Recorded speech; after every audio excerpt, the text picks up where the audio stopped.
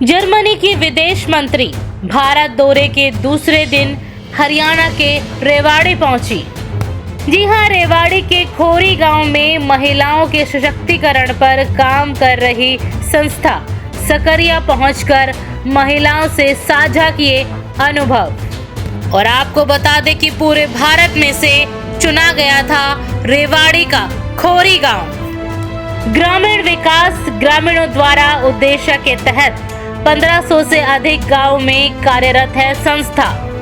नमस्कार, दैनिक साथी के डिजिटल प्लेटफॉर्म पर आपका स्वागत है। खबर को विस्तार से जानने के लिए यदि आपने अब तक हमारे चैनल को लाइक, शेयर, सब्सक्राइब नहीं किया है तो सब्सक्राइब करें, बेल आइकन प्रेस करें ताकि आपको हमारे सभी नोटिफिकेशन मिलती रहे। जी हाँ, अपने 2 दिवसीय भारत दौरे के दूसरे दिन जर्मनी की विदेश मंत्री एनालेना बेयरबॉक हरियाणा के रेवाड़ी स्थित खोरी गांव के social centre for rural initiative advancement पहुंची और इस दौरान उनके साथ जर्मनी के 4 मेंबर ऑफ पार्लियामेंट भी मौजूद थे। जी हां, और आपको बता दें कि एनालेना बेयरबॉक के सकरिया पहुंचने का मकसद ग्रामीण क्षेत्रों में पानी संग्रह, सोलर एनर्जी व महिला सशक्तिकरण के कार्यों को देखना था। और यहाँ पर उन्होंने अनेक महिलाओं से बात भी की और सकरिया द्वारा लगातार 1979 से ग्रामीण उत्थान के लिए किए जा रहे कार्यों पर भी जानकारी जुटाई। और बता दें कि वर्ष 1979 से लोकतांत्रिक व्यवस्था में समतामूलक समाज के लिए ग्रामीण विकास को ग्रामीणों द्वारा ठोस तरीके से करने के लिए रेवाड़ी, महेंद्रगढ़, नारनौल समेत अलवर, झुंझुनू सहित करीब 1500 से अधिक गांव में कार्य किया जा रहा है। इस संस्था का उद्देश्य पुरुषों को संवेदनशीलता व महिलाओं का सशक्तिकरण अहम कार्य क्षेत्र रहा है। जी हाँ, और आपको बता दें कि जर्मनी की विदेश मंत्री एनालेना बेयरबॉक की ओर से कश्मीर पर विवादित बयान देने के बाद चर्चाओं में आई थी और इस बयान पर भारत की ओर से कड़ी आपत्ति जताई गई थी। लेकिन बेयरबॉक के भारत रवाना होने से पहले सुर बदल गए। उन्होंने कहा कि भारत ने बीते 15 सालों में 40 लाख से अधिक लोगों को गरीबी के दायरे से बाहर निकालने का काम किया है, जो कि बेहद सराहनीय है। उन्होंने यह भी कहा कि इससे पता चलता है कि सामाजिक बहुलता, आज़ादी और लोकतंत्र भारत में आर्थिक विकास, शांति और स्थिरता का चालक है। और इसी कड़ी में भारत पहुंचने से पहले विदेश मंत्री की ओर से भारत के एक गांव का दौरा करने की इच्छा भी जताई गई थी ताकि भारत में महिलाओं के सशक्तिकरण पर हो रहे कार्य, जल संग्रहण व सोलर ऊर्जा जैसे मुद्दों पर हो रहे कामों को परखा जा सके। जी हाँ, और आपको बता दें कि इसी कड़ी में भारत में हरियाणा के रेवाड़ी स्थित गांव खोरी को चुना गया था और मंगलवार को सुबह करीब 11:30 बजे जर्मनी विदेश मंत्री के साथ 4 सांसदों सहित करीब 55 सदस्य डेलीगेशन पहुंचा था।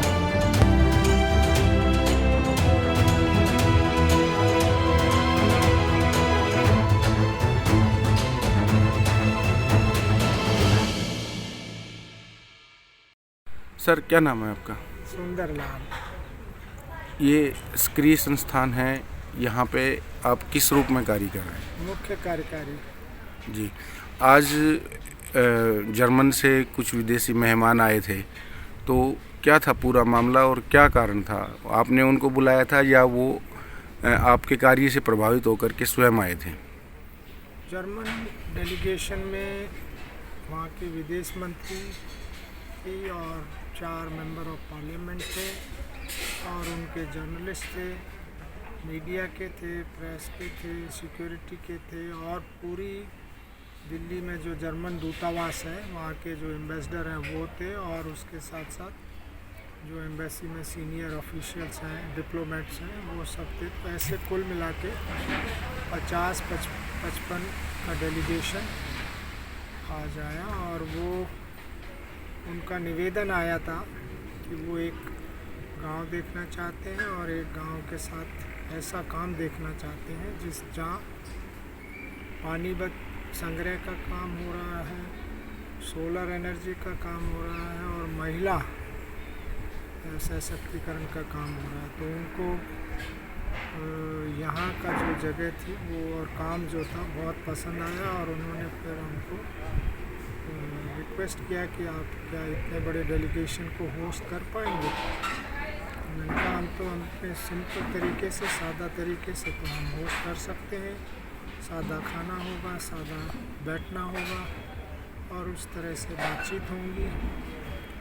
तो उन्होंने कहा नहीं, हम वही चाहते हैं।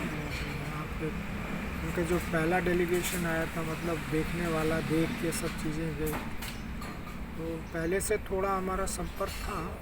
तो उन्होंने कहीं से नंबर ढूंढ के हमसे संपर्क किया, तो फिर हमने हाँ कर दिया कि ठीक है, हम होस्ट करेंगे। पूरी कोशिश करेंगे कि आपके इस विज़िट को जो आप समझना चाहते हैं, देखना चाहते हैं, हम उस पर कोशिश करेंगे। सर, जैसे डेलीगेशन आया और आपने यहाँ के बारे में जानकारी दी, तो वो कितना प्रभावित हुए यहाँ के कल्चर से, यहाँ की एक्टिविटी से? हमको आखिरी में जाने के टाइम यही उनका एम्बेसडर साहब ने भी यही बोला, मंत्री जी ने भी बहुत खुशी जो है वो बहुत धन्यवाद दिया सब चीज़ों के लिए।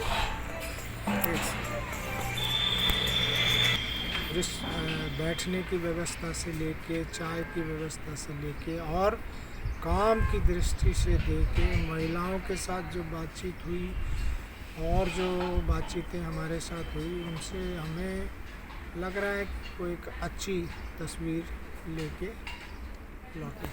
सर, आप यहाँ समाज सेवा के कार्य कर रहे हैं, महिला सशक्तिकरण पे कार्य कर रहे हैं, सोलर एनर्जी पे कार्य कर रहे हैं, तो आपके कार्य की सराहना विदेशियों तक है। तो क्या कभी भारतीय सांसद या मंत्रियों ने भी इस बारे में कोई आपसे चर्चा की है?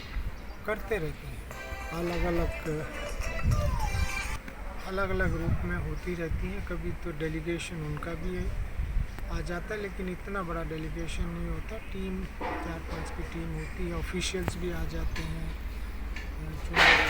चुने हुए प्रतिनिधि भी होते हैं। यहाँ नहीं होती तो कभी दिल्ली में बातचीत हो जाती है, कभी किसी और जब राष्ट्रीय नीति बनती होती है तो उसमें बुला के सुझाव वगैरह लेते हैं। तो ये सिलसिला चलता रहता है। ये आज से नहीं, काफ़ी सालों से ये सिलसिला चल रहा है। सर, ये संस्था कितने सालों से कार्य कर रही है और इस संस्था का मुख्य उद्देश्य क्या है? संस्थान जो है, सक्रिय संस्थान 1979 से कार्य कर रही है और उद्देश्य यही है कि जो हमारी लोकतांत्रिक व्यवस्थाएं हैं, वो लोकतांत्रिक व्यवस्थाएं समायोजित हो, मतलब सब वर्ग के लोग उसमें भाग लें और पारदर्शी हो, जवाबदेही हो। तो जो लोकतंत्र की जो हमारी संविधान की भावना है, उसके अनुरूप हमारा मिशन रहता है, हमारा काम रहता है कि हम कोई अनजाने में ऐसा जन ना रहे, महिला हो, कमज़ोर वर्ग हो, उन सबको ये बात की बारे में बताना कि संविधान हमें ये गारंटी देता है समानता की और लोकतांत्रिक व्यवस्थाओं में भागीदारी की। तो वो सारा हमारा एक मतलब अभियान के रूप में हम उस बात को करते रहते हैं, लगातार करते रहते हैं। लोकतांत्रिक मूल्यों, दूसरा जो महत्वपूर्ण पहलू है, आप भी जानते हैं कि हमारा समाज वैसे तो सारी दुनिया में ऐसा है, लेकिन भारत में भी पितृसत्ता की वजह से महिलाओं का स्तर थोड़ा सा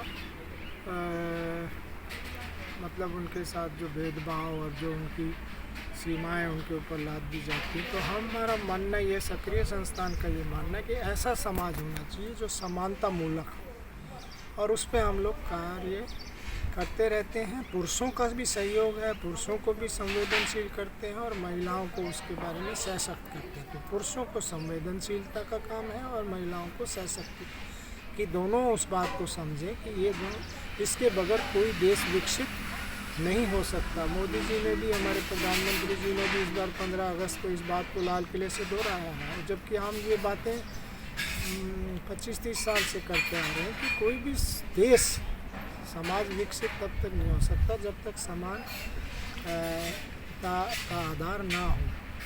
तीसरा जो बिंदु है वो है हमारा खाना पीना और हमारा हवा।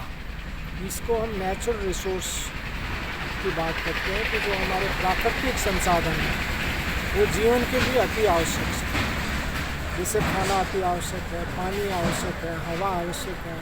अब उसके साथ बहुत सारी चीज़ें जुड़ जाती हैं, वो शुद्ध होनी चाहिए। वो ऐसे तरीके से हम उनके सम्मान करें, उनको हिफाजत से रखें। हमारे पूर्वज रखते थे, अब थोड़ा सा कमज़ोरी आई है तो हम याद दिलाते हैं कि भाई इनसे काम नहीं चलेगा। आपको हमारे जो भोजन की व्यवस्था और पानी की व्यवस्था और वायु की व्यवस्था ऐसी करनी पड़ेगी जो अगली पीढ़ी भी सुरक्षित महसूस करे। और उसी में फिर ये एनर्जी आ जाती है कि हम कोल से कम एनर्जी बनाएं, लकड़ी से कम एनर्जी बनाएं, हम सोलर का उपयोग करें, हम विंड मिल का प्रयोग करें, हम बायोगैस का प्रयोग करें, हम अपना और दूसरे जो संसाधन हैं, मतलब तरीके हैं, उनसे अपना काम चलाएं कि ना कि हम अपना ज़्यादा लकड़ी पे रखें। लकड़ी पे रखेंगे हमारे फॉरेस्ट कम हो जाएंगे, हमारा प्रदूषण बढ़ जाएगा, फिर मुसीबत में हम पड़ जाएंगे। दूसरा, थोड़ा इसी के साथ एक काम हम और करते हैं, प्लास्टिक वाला जो मसला है कि जितना हो सकता प्लास्टिक कचरे को काबू में रखो, नहीं तो हमारी धरती माँ के पेट को वो जाम कर देगा और उसके बाद पूरी साइकिल धरती माँ की बिगड़ जाएगी। तो उस पर भी हम लोग जोर लगा रहे हैं, पहले से भी जोर लग रहे थे। अभी भारत सरकार ने भी, मोदी सरकार ने भी स्वच्छता मिशन चला के, स्वच्छ भारत मिशन चला के उस बात को उच्च स्तर तक ले जाने की कोशिश की है।